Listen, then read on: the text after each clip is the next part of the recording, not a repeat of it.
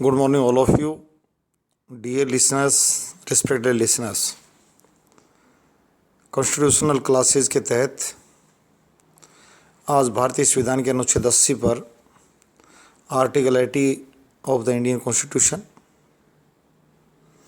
पर मैं चर्चा करूंगा। इसमें प्रावधान किया गया है कि राज्यों की एक परिषद होगी अनुच्छेद 80 के तहत, और उसमें सभी राज्यों और केंद्र शासित प्रदेशों का प्रतिनिधित्व होगा और अनुसूची 4 के अनुसार सीटों का आवंटन होगा। शेड्यूल 4 के तहत जैसे हरियाणा 5 और पंजाब 117 सदस्य विधानसभा, वहाँ 7 है, तो अनुसूची 4 को आधार बनाया गया है सीटों के आवंटन में। अलग अलग राज्यों और केंद्र शासित प्रदेशों को उसी अनुपात में दी गई हैं सीटें। 238 सदस्य अप्रत्यक्ष, इसमें ये भी आज विशेष रूप से बच्चों को नहीं, मैं भारतीय माननीय सांसदों और विधायकों को कहना चाहता हूँ कि काफ़ी लोगों को संवैधानिक समझ नहीं है, उसको मैं जोड़ूँगा आज।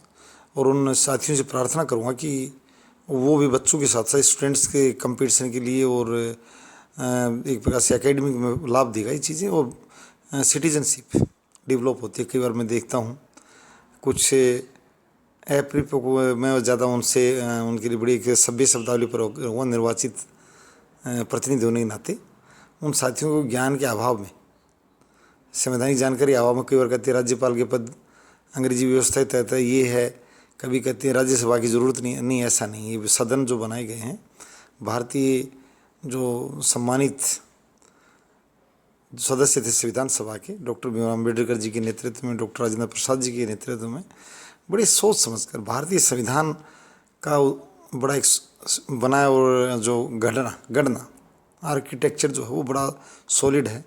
ये उसे सीखें साथी पहले, तब उनको उसकी सार्थकता समझ में आएगी। इंटीग्रिटी के लिए ज़रूरी है राज्यपाल का पद। ये कहना अगर किसी कारण से टकराव होगा कोई छोटी मोटी बात पर राज्य सरकार, और ये एक आम बात होती है, टकराव मानव स्वभाव में पाया जाता है, कोई ज़्यादा बड़ी बात नहीं। तो उसका मतलब संविधान को चैलेंज करना, उस पद के महत्व या उसकी इस तरह की बातों पर सुनने में नहीं आना चाहिए। बातें बहुत, हर पद का भारतीय संविधान बड़ा सोचा समझा और बड़ा विकसित व्यवस्था है, विकसित संविधान है हमारा। तो साथ ही इससे सुने सीखें। मैं हमेशा जब अपनी शुरुआत करता हूं तो कहता हूं कि dear listeners and respected listeners, जो हमसे छोटे हैं उनको हम डियर करें, हमसे जो बड़े भी हैं श्रोता और सीख रहे हैं तो सम्मानित नागरिकों को भी हम संबोधित कर रहे हैं, ऐसी वो बात नहीं है। एड्रेसिंग विद रिस्पेक्ट ये भी है, ये नहीं है कि हम उनको नीचा दिखा रहे हैं। ज्ञान कहीं से भी लिया जाए, छोटे से बड़े से बूढ़ी से ले लेना चाहिए।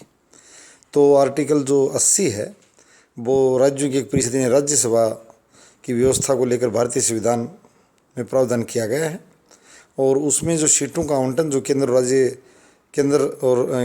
शासित प्रदेश और राज्यों को जो सीटों का आवंटन है वो अनुसूची 4 के तहत किया गया। और सबसे अधिक जो प्रतिनिधित्व है वो 31 सदस्य उत्तर प्रदेश राज्य से है, और 238 सदस्य अप्रत्यक्ष सदस्यों द्वारा चुने जाते हैं, और अप्रत्यक्ष मतदान होता है विधायकों द्वारा, और 12 सदस्य अधिकतम 12, ये आवश्यक नहीं है 12 मनोनीत किए जाएं, यानी 250 से ऊपर वो संख्या, उसकी जो लिमिट है स्ट्रेंथ की वो 250 है, 250 250 है, उससे ऊपर नहीं जा सकती।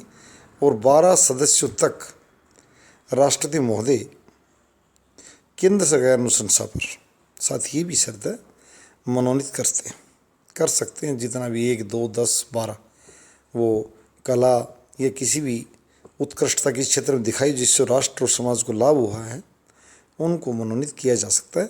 12 सदस्य तो ये प्रावधान में किया गया, और ये स्थायी सदन है। 1/3 सदस्य हर 2 साल बाद में रिटायर हो जाते हैं, 1/3 यानी सदस्यों का कार्यकाल 6 वर्ष होता है राज्यसभा सांसद का। धन्यवाद।